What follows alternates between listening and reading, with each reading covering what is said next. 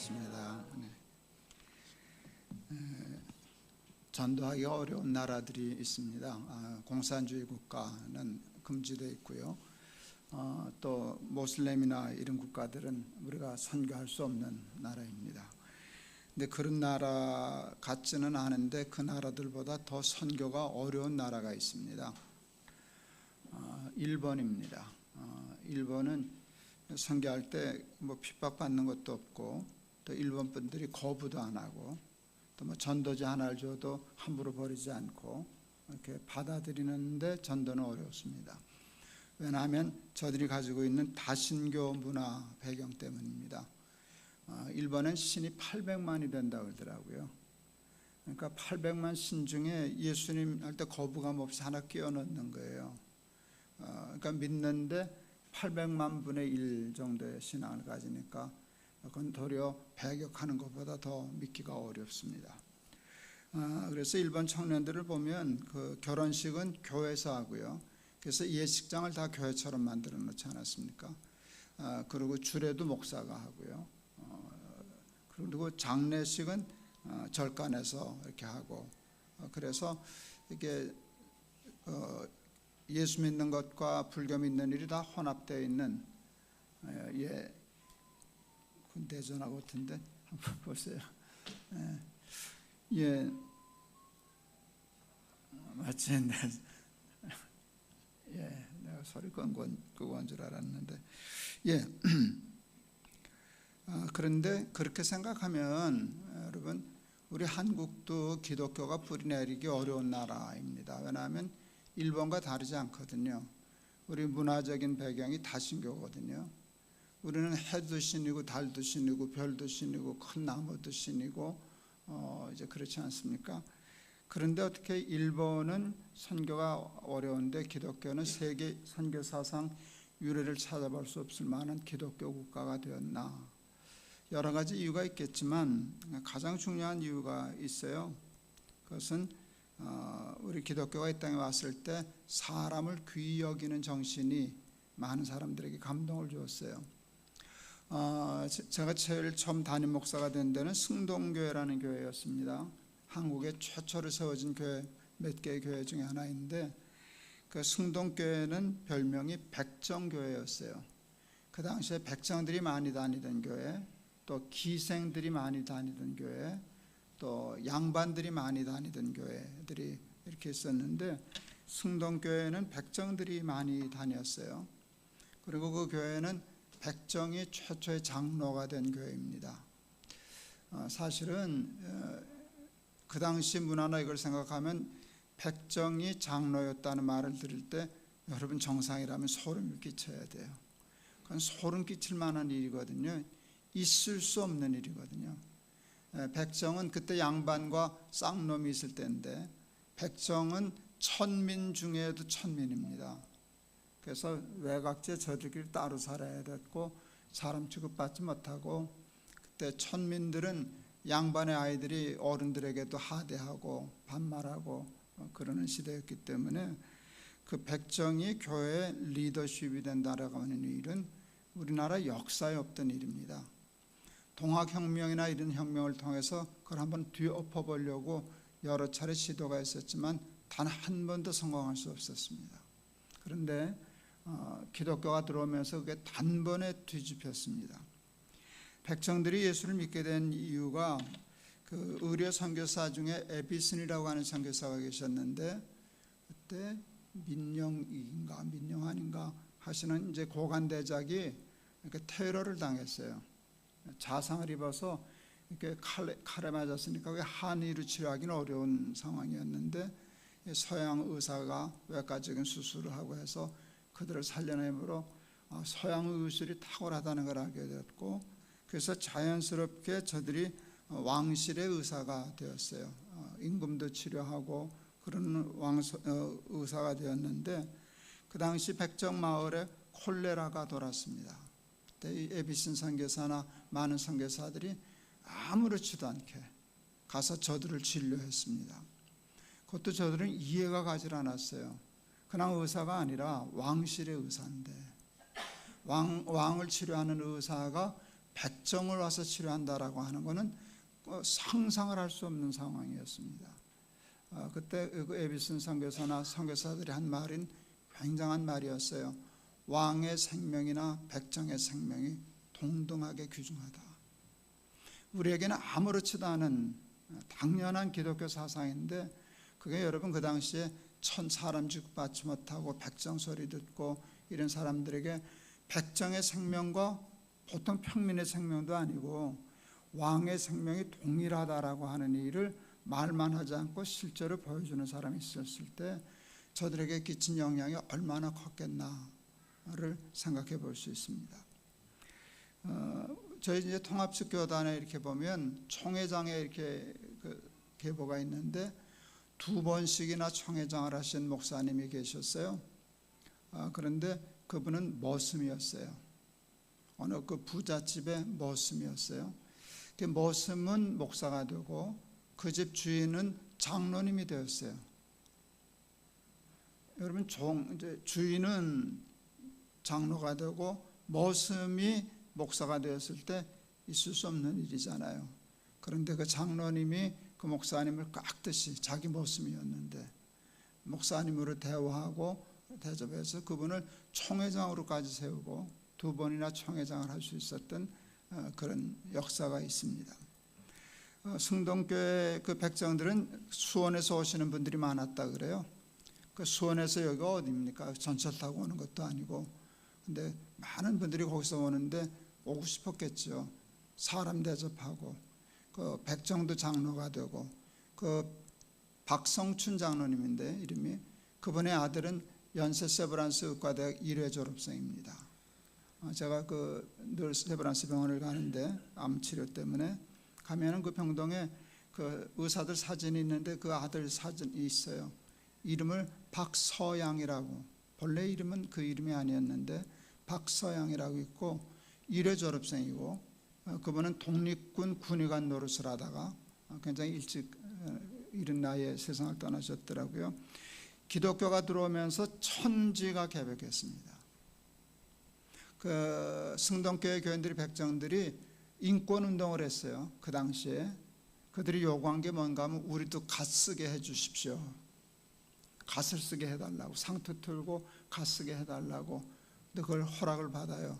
근데 이제 갓도 양반이 쓰는 갓이 있고 중인들, 평민인데 중인들이 그때 뭐 장사해서 돈 꽤나 번 사람들이 중인 노릇했을 텐데는 그 깃이 짧은 그 갓을 허락받아서 그 자료에 보면 그 백성들이 얼마나 좋아했는지 잘 때도 그 갓을 벗지 않았다고 그랬습니다. 그게 기독교였습니다. 그 승동교회 그 초대교회 목사님 중에는 이재형 목사님이라는 분이 계셨어요. 그분은 왕손이었습니다. 굉장히 서열이 높은 왕손이었는데 이분의 취미가 그 마부의 말 잡혀가지고 유람 다니는 것이었어요. 근데 그 마부가 그 중화동에 있는 경동제일교회 영수였어요. 엄영수. 근데 그분은 하도 기도를 많이 하는데 마룻바닥에다 이마를 대고 이렇게 자꾸 기도해서 이렇게 큰 혹이 생겼다고 할 만큼 굳은 살이 베겨서 그렇게 기도를 많이 하는 분이었는데, 여행을 다닐 때마다 자기 그 왕손 나으리에게 전도하는 거예요. 나으리 예수 믿으시죠? 나으리 예수 믿으시죠? 이제 모습이 종이 자꾸 뭐 그러니까 마땅치 않아서, 야 이놈아, 쌍놈이 예수를 믿으면 양반이라도 된다는 말이냐? 그게 빈정거렸어요. 그때 엄영수가 이렇게 대답해요. 나으리, 예수 믿는 도리는 그런 것이 아닙니다. 예수 믿는 도리를 얘기해요, 그분이. 그러면 예수 믿는 도리가 뭐냐? 마부 노릇을 더 잘해야 합죠.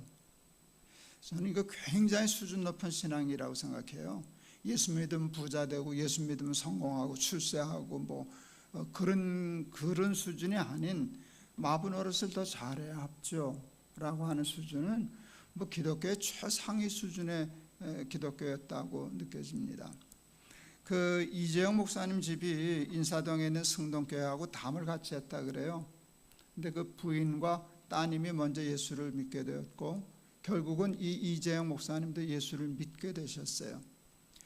승동교회에서 이제 첫 사경회가 열렸는데, 그러니까 이제 교인이 되었으니까 사경에 참석하려고 맨 뒤에 초신자니까 가 앉아 있는데, 앞을 보니까 자기 마부가 와 있는 거예요. 부흥회에. 너무 반가워서 무릎 걸음으로 걸어가 가지고 형님하고 불렀어요. 누가 자기를 형님이라고 부르나 이렇게 보니까 말도 안 되는 소리죠. 왕손이, 하늘 같은 왕손이 지금 자기를 보러 형님이라고 부르는 것이었어요. 여러분, 그 당시 아마 엄영수는 자기 그 나으리가 치매 왔다고 생각했을 거예요. 정신병 들었을 거라고 생각했을 거예요. 그거는 치매와 정신병이 들기 전에는 그 왕손이 자기를 형님이라고 부를 수 있는 상황이 정말 일도 없는 상황이었어요. 그건 100% 치매거든요. 100% 정신이 병이 든 거거든요. 놀래가지고 나으리 그게 무슨 말씀입니까? 저보러 형님이시라니요. 그때 왕손이 이렇게 얘기를 해요. 예수 안에서는 다 형제 자매 아닙니까? 나보다 나이가 많으니까 형님이죠. 기독교는 그렇게 왕손을 자기 마부에게 형님이라고 부를 수 있는 그런 힘이 있었어요. 아무렇지도 않게. 반만년 역사 땅에 그 누구도 해내지 못했던 일을 기독교가 들어와서 뭐 혁명을 일으킨 것도 아니고 뭐 전쟁을 일으킨 것도 아니고 그냥 아무렇지 않게 툭툭 내뱉고 백정들도 귀히 여기고 콜레라 고쳐주고 왕의 생명과 백정의 생명이 똑같아. 왕손이 마부를 보고 형님이라 그러질 않나? 이랬을 때 여러분, 그것이 우리 기독교 영향을 끼치는데 얼마나 큰 영향을 끼쳤겠나 생각해 보시기를 바랍니다. 그것이 한국 기독교의 부흥의 원동력이 되었다 생각합니다. 제가 82년도에 이제 성동교회 담임 목사가 되었어요. 제가 그 전에 영락교회 부목사로 있었는데, 영락교회 있을 때 이제 부목사들이 성경 공부하는 하나씩을 맡게 돼 있어요. 제가 제일 막내, 나이 어린 막내 목사니까 중년 삼부라고 하는 제일 작은 공부만을 맡겨줬어요. 한 10대 명 됐나 교인이 그 공부하는 사람들이. 근데 하나님이 저는 가르치는 은사는 조금 주시지 않았나 싶어요. 백목 들고 칠판 앞에 있으면 저는 신나거든요. 그러니까 그 성경 공부하는 게 재밌으니까 하다 보니까 조금씩 늘기 시작했어요. 그래서 조금 더 큰 방으로 가고 큰 방으로 가고 하다가 꽤 큰 방에서 강의하게 됐는데, 그 당시 영락교회가 뭐 수만 명, 만 몇천 명씩 주일날 오는 교회니까 조금만 어느 목사 공부만 재밌어 하면 몰려드는 때거든요. 빼곡히 앉았어요. 빈틈없이 앉다가 어느 날 드디어 복도 창문을 뜯게 되었어요. 이게 이제 소문이 나기 시작했어요. 김동호 목사 성경 공부반 창문 뜯었대. 이제 그 바람에 제가 굉장히 빠른 나이에 담임 목사 청빙을 받게 되었습니다. 한 150명, 그 이제 승동교회 인사동에 있는 교회가 본래 그 승동교회인데 합동통합이 갈리면서 합동통합이 그 승동교회에서 갈렸거든요. 그래서 저는 통합청 목사니까 사직동에 있는 교회로 왔는데, 교회가 싸워서 갈라지고 또 교인이 한 150명 남아있을 때 제가 부임했습니다. 우리 선배 목사님들이, 영락교회 선배 목사님들이 참 좋으셨어요. 쉽게 말하면 제일 막내가 와서 튄 거거든요. 창문 뜯고 이렇게 난리 나고. 그 당시엔 박조준 목사님이 어디 외국 가시고 여러 달 교회를 비우시게 되면 그때 수요 예배 강단을 저한테 맡기셨거든요. 선배들이 있는데 그렇게 되면 미움을 받아야 되잖아요. 미움을 받아야 되는데 그 선배 목사님들이 제가 이렇게 설교하는 것을 칭찬해 주셨어요. 야, 김 목사 오늘 역전 말로 없는 쳤다 뭐 이러고, 또 그래서 참 훌륭한 선배시였는데, 그 선배님들이 와서 야, 김 목사 왜 이렇게 서두르냐, 김 목사 지금 영락교회에서 잘 나가고 있는데 아직 40도 안 됐는데 40이나 좀 넘으면 김 목사는 대형 교회에서 청빙할 거야, 왜 그렇게 조그만 교회를 가려고 그러냐. 그럴 때 제가 깜짝 놀랐어요. 제가 무의식적으로 이렇게 생각하고 이렇게 대답했어요. 내가 너냐 그랬어요. 나 창문 뜯은 목사야. 형님들은 창문 못 뜯었잖아. 그러니까 저는 큰 교회를 가기 싫었어요. 큰 교회 가면 내 공이 없잖아요. 조그만 교회를 가서 부흥시켜서 크게 되면 와, 김 목사 이렇게 되는 거거든요. 그래서 내가 너냐? 난 너하고 달라. 이게 제 마음에 있었는데 그게 우리 속에 있는 선악과 본능이라고 제가 이름을 붙였어요. 우리는 스스로를 높이고 하나님까지 되려고 하는 본능이 있거든요. 그래서 높아지려고 하는 교만의 본능이 있고요. 교만을 뒤집으면요, 다른 사람은 깔보고 업신여기고 이렇게 낮추보고 상처 주고, 높아져 가지고 하인 부르듯이 이렇게 군림하려고 하는 본능이 우리에게 있거든요. 그래서 갑질 본능이 있는 거예요. 여러분, 이제 명품들이 있는데 명품의 마케팅 전략이 뭔지 아세요? 철저한 차별이에요. 다른 사람 깔보는 거예요. 그러기 위해서 가격을 엄청나게, 말도 안 되게 엄청나게 고가를 해놔요. 근데 돈에 별로 구애 없는 사람들은 그게 원가가 얼마 들었는지 그따가 안 따지거든요. 제가 미국 갔을 때 어느 장로님이 크게 사업을 해서 요트를 가지고 계시더라고요. 좋은 요트를 가지고 계셔요. 누가 와가지고 물으셨어요. 이거 한 달에 운영비가 얼마나 듭니까? 그랬더니 그분이 이렇게 얘기하셨어요. 그런 거 물을 정도 되면 안 사는 게 좋습니다. 운영비가 얼마 드느냐를 따져서 살까 말까 하면 안 사는 게 좋다고. 여러분, 그 재미에 부자 노릇하는 거거든요. 명품이 원가를 생각하면 얼마 안 되는데 터무니없이 해도 그게 아무런 문제가 안 되는 거예요. 그걸 사요. 그렇게 하면 정상적이란다. 보통 사람들은 그 물품을 그 돈 주고 살 수 없잖아요. 그래서 차별이 생기는 거예요. 내가 너냐? 난 창문 뜯었어. 이거 얼마짜리야? 넌 이런 거 없지? 너 이런 거 못하지? 이런 쾌감들이 우리에게 있어요. 신학교 때 학년별로 체육대회를 하는데 제가 2학년 때인가 3학년하고 축구 시합이 붙었어요. 이제 선수들이 있고 우리들은 이제 응원을 하죠. 짝대기 가지고 이렇게 탁탁 노래 부르는데 그 노래 가사가 아직도 잊혀지지 않아요. 뽀개라 뽀개라, 밟아라 밟아라, 온유월의 개구리 밟듯이 꽉꽉 밟아라. 이게 이제 몇 년 있으면 목사 되겠다는 인간들이 그냥 신난다고 밟아라 밟아라 그러고 있어요. 2절도 있어요. 뽀개라 뽀개라 동지서탈 창작 뽀개듯이 팍팍 뽀개라. 이게 우리 본능이에요. 뽀개고 짓밟고 누르고 나는 올라가고 왕되고 이거는 종되고 이러는 심리가 우리에게 있는데, 여러분, 기독교는 그걸 와서 뒤집었잖아요. 그걸 뒤집었어요. 승동교회 목회를 할 때 어느 추운 겨울날, 아주 유난히 추운 겨울날 거린 한 분이 동량을 왔어요. 근데 행색이 그렇게, 옷은 남루했는데 깨끗했어요. 그리고 구걸하는 모습이 굉장히 서툴렀어요. 그러니까 초짜 거지인가 봐요. 이제 구걸 다닌 지 얼마 안 되신 분이 있었는데, 그러니까 더 좀 불쌍해 보이시더라고요. 근데 워낙 날이 추워서 제가 돈은 좀 드릴 생각을 했는데, 우선 들어오시라고, 너무 날이 춥다고 난로에서 몸 좀 녹이고 가시라고, 그리고 제가 방에 불렀어요. 그래서 이제 녹차 한 잔을 이렇게 드리면서 차 마시는 동안에 이런저런 얘기를 했어요.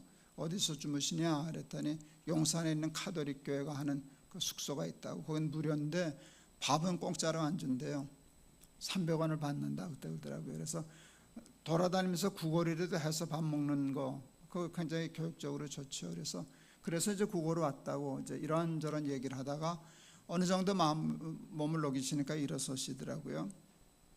그게 그러니까 83년 4년 그때인데 1월달 아주 추운 때인데, 제가 그때 한 5,000원 정도 드렸어요. 그때 5,000원이면 구걸하는 분에게 작지 않은 돈이었어요. 그분이 어떻게 보면 오늘 횡재했네 할 정도 돈이었는데, 그분이 그걸 사용하시더라고요. 그걸 사용하셨어요. 왜 그러시냐 그랬더니 눈물이 핑 도시면서 그러셨어요. 돈보다 차가 더 좋으네요. 돈보다, 그 거린 그분에게는 작지 않은 돈이었는데 이 돈보다 차가 더 좋으네요. 그때 제가 계산해 보면 그 팁에 그 당시에 100원도 안 했어요.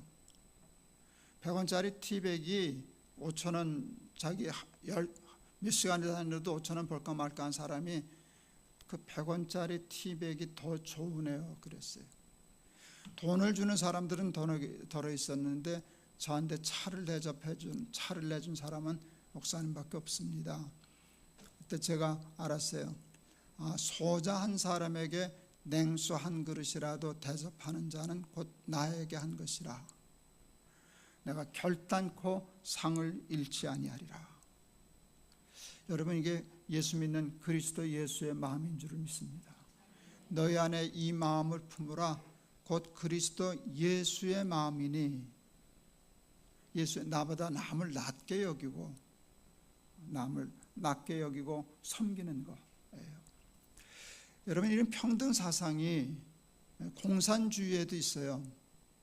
그렇잖아요. 사회주의가 이론적으로는 표방하는 거는 평등이잖아요. 부자도 없고 가난한 사람도 없고 똑같이 쓰자, 평등인데 말만 그렇게 해놓고 부자 거 뺏어서 그 공산당하는 그 사람들이 이제 더 높은 그에 대해서 차별이 있는데, 말인즉슨 그들은 평등주의예요. 그래서 많은 사람들이 거기에 이렇게 넘어가죠. 평등한 세상이라고. 그래서 유토피아, 낙원을 얘기해요. 많은 사람들이 그러기 때문에 기독교의 이런 평등 사상을 공산주의와 사회주의와 유사하다고 생각하는 사람들이 꽤 있어요. 전혀 달라요. 여러분, 기독교는 모든 것을 다 합쳐서 평평하게 만들자는 주장이 아니에요. 기독교는 부자도 있어요. 가난한 사람도 있어요. 여러분, 신년 때 보면 50년 동안 땅 다 부자도 있고 땅 다 뺏기고 이런 사람도 있었잖아요. 근데 나중에 다시 한번 조절하는 기간은 있지만, 강한 자도 있고 약한 자도 있고 높은 자도 있고 낮은 자도 있어요. 부자도 있고 가난한 사람도 있어요. 그런데 뭐가 평등하냐? 그랬더니 기독교의 평등은 이거예요. 세상은 불공평할 때 강자가 약자를 섬겨요? 약자가 강자를 섬겨요? 강자가 약자를 섬겨요? 약자가 강자를 섬겨요? 왜 사람들은 부자가 되려고 하고 강자가 되려고 하고 높은 자가 되려고 해요? 섬기려 하지 않고 섬김을 받고 싶어서. 섬김을 받으려고 강자가 되는 거잖아요. 그래 하인도 부리고 종도 부리고 그래서 자기는 왕같이 되고, 이 맛에 공부하고 이 맛에 돈 벌고 이 맛에 출세하고 그래요. 근데 기독교의 평등은 이거예요. 강한 자가 약한 자를 돕고 섬기는 거예요. 그래서 강한 자가 되는 거예요. 부자가 가난한 사람을 돕고 섬기는 게 기독교의 평등이에요. 제가 2019년 그 높은뜻 교회를 내수로 분립하고 저는 담임 목사 자리를 맡질 않았어요. 높은뜻 연합 선교회라는 걸 맡고 내 교회가 보내주는 선교비 가지고 재단 만들고 학교 세우고 이제 이러는 일들을 하기 시작했어요. 1년을 이렇게 살다 보니까 돈이 좀 많이 남아요. 그때 제가 돈이 남으면 그 돈을 어디다 빼돌렸나 하면 빼돌렸어요. 천안에 있는 높은뜻 씨앗교회에다 다 빼돌렸어요. 왜냐하면 거기에 돈이 가장 많이 필요한 데였어요. 학교를 세워야 했었으니까. 건축도 해야 되고 학교도 운영해야 되게 하니까 안쓰러워서 돈만 남으면 다 글로 보냈어요. 연말쯤 돼서 이렇게 보내니까 솔금솔금 보냈다고 생각했는데 제법 많은 돈을 보냈더라고요.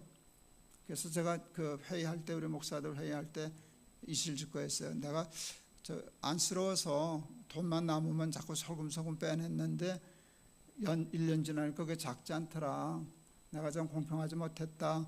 내년부터는 남으면 다 이렇게 공평하게 나누겠다. 그랬더니 우리 목사님 한 분 이렇게 얘기했어요. 목사님, 기독교의 평등은 공평하게 나누는 게 아닙니다. 그랬어요. 그건 또 무슨 소리냐? 공평하게 나누는 게 평등 아니냐? 그랬더니 아닙니다. 필요에 따라 나누는 것이 공평한 것입니다. 그러니까 지금 천안이 가장 돈이 필요한 데니까 거기다 보내는 게 목사님 공평하게 일을 처신 잘하신 겁니다. 내년에도 그렇게 하십시오. 여러분, 그렇게 되면 우리 높은뜻 교회 분위기가 좋아지는 건 아시겠죠? 그런 마음이 있을 때 이게 하나님의 나라가 이루어지는 거예요.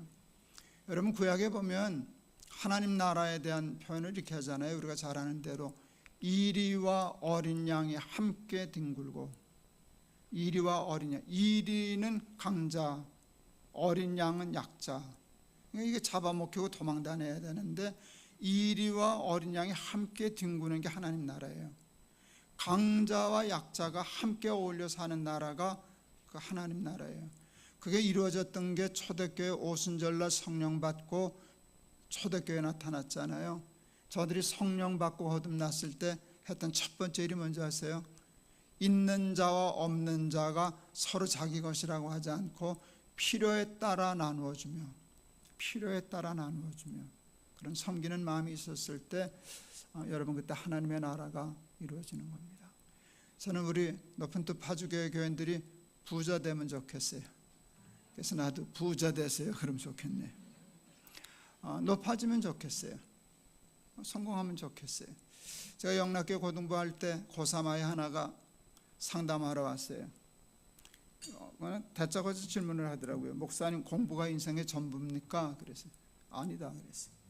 신고원지 가려고 그러는 걸 제가 붙잡아서 너 공부 못하지? 그랬어요. 이게 이제 불의 일격을 당해서 당황하더라고요. 그러더니 머리 벅벅 끓더니 네 그러더라고요. 난 세상에 공부 잘하는 놈 치고 그따고 물으러 다니는 놈 본 적이 없다. 그런데 너 공부 못하는 게 사실인데 네가 공부 못하는 이유가 공부가 인생의 전부가 아니라는 신념 때문이냐 핑계냐 그랬더니 핑계가 맞습니다. 거봐라 쓸데없는 소리 하지 말고 공부 열심히 해. 공부 열심히 하면 쓸데가 많아. 세상 사람들은 공부해서 남 주냐 그러지만 우리는 공부해서 남 주려고 공부하는 거야. 공부해서 남 줘라. 5천 명을 먹이는 사람이 되라. 출세해서 남 줘라. 그게 그 아이에게 굉장히 도전이 되었어요. 이게 기독교적인 생각이거든요. 여러분 예수 믿는 사람은 강해지고 높아지고, 그래서 여러분 교회 이름 지을 때 하나님은 부자 편일까요? 가난한 사람 편일까요? 부자하고 가난한 사람이 싸웠어요. 누구 편 드실까요? 하나님은 옳은 사람 편 들죠. 많은 사람들이 가난한 자 편이라고 생각해요. 아니에요. 다툼이 있을 때는 하나님은 옳은 사람 편이에요. 그런데 우리는 함부로 부자라고 편들고 가난한 자라고 편드는 건 공평한 게 아니에요. 그래서 레위기에 진짜 그 말씀이 있어요. 부자라고 편들지 말아라. 가난한 자라고 무조건 두어하지 말아라. 그 재판할 때 굉장히 중요한 것이거든요. 유전 무죄, 무전 유죄 뭐 이런 것은 기독교하고 맞지 않는 거예요. 그래서 그렇게 이제 있는 사람이 없는 사람을 돕고 섬길 때 이 땅에 하나님의 나라가 이루어지는 거거든요. 예수 믿는 사람들은 이제 부자도 되고 강한 사람도 되죠. 그런데 그래서 교회 이름 지을 때 여러분 상한 갈대를 꺾지 않으시는 하나님이시지만 그래도 상한 갈대 교회라고 이름 짓는 교회는 없죠. 여기 백향목 교회, 여기 어디 백향목 교회 있더라. 보통 이름 지으면 백향목 교회라고 써요. 백향목은요 잘 부러지지 않고 썩지 않는 단단한 나무예요. 꺼져가는 등불 끄지 않으세요. 그렇지만 꺼져가는 등불교회라고 이름 짓지는 않아요. 횃불교회 이렇게 얘기하죠. 하나님은 우리가 꺼져가는 등불 걸 때도 끄지는 않으셔요. 그러나 꺼져가는 등불처럼 살기를 원하시는 건 아니에요. 상한 갈대도 꺾지 않으시지만 하나님은 우리가 상한 갈대처럼 사는 걸 좋아하지 않으셔요. 백향목 같이 이렇게 크고 번성한 사람 되기를 원하는데 다만 원하는 것은 너의 강함으로 약한 사람이 보호를 받고 너가 높아짐으로 낮은 사람들이 삶의 기회를 얻고 왕의 생명과 백장의 생명이 동등하다라고 하는 일을 삶에 실천하면서 살면 너희들의 삶과 언행을 통해서 이 땅에 하나님의 나라가 이루어지리라 하는 것인데, 여러분 사람을 귀히 여기고 차별하지 않고 깔보지 않고 하나님이 여러분에게 힘 주셨으면, 여러분이 이리가 되었으면 양을 잘 보살피고 살아서 하나님의 나라 이루고 살아가는 여러분 되시기를 바랍니다.